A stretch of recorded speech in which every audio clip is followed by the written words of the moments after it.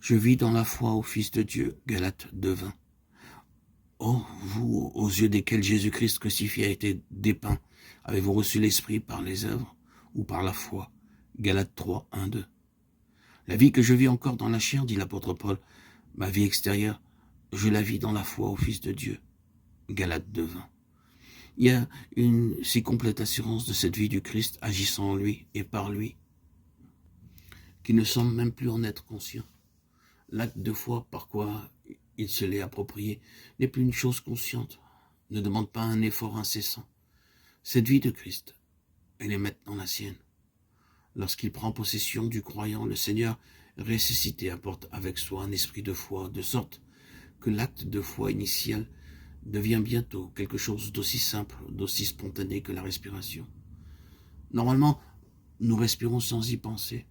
Mais il y a dans la vie spirituelle des époques de transition, des époques de difficultés, d'épreuves, que Dieu permet, où l'âme est appelée à se connaître plus complètement, à constater son impuissance absolue, et aussi à découvrir de nouvelles richesses en Christ.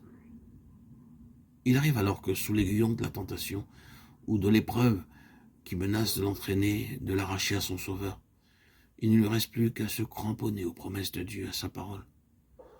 Et celle-ci affirme que le racheté est crucifié avec Christ.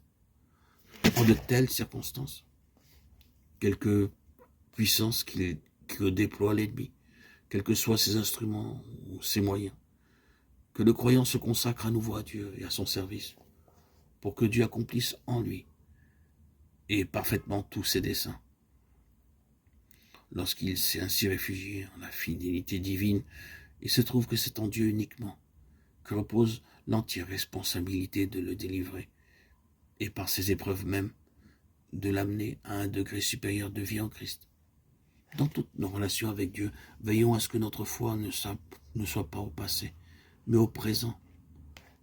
Par là, nous voulons dire que lorsque nous nous approprions sa parole concernant notre mort avec Christ, nous devons croire que celui qui ressuscite les morts et appelle les choses qui ne sont pas comme si elles étaient, Romains 4:17, peut, par sa parole créatrice, nous communiquer à l'instant même la vie de Christ, ou la maintenir en nous.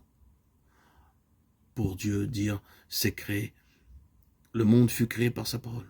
Il dit, et la chose fut. La prédication de la croix, la parole de la croix émane de Dieu. Et comme la parole créatrice qui fit le monde, elle est omnipotente, toute puissante.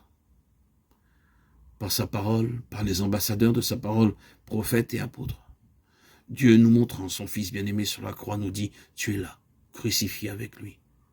Et si de toute ton âme, de toute notre âme, nous répondons qu'il en soit ainsi. Amen. La prédication de la croix devient aussitôt en nous la puissance de Dieu. Elle est la puissance de Dieu en tous ceux qui croient.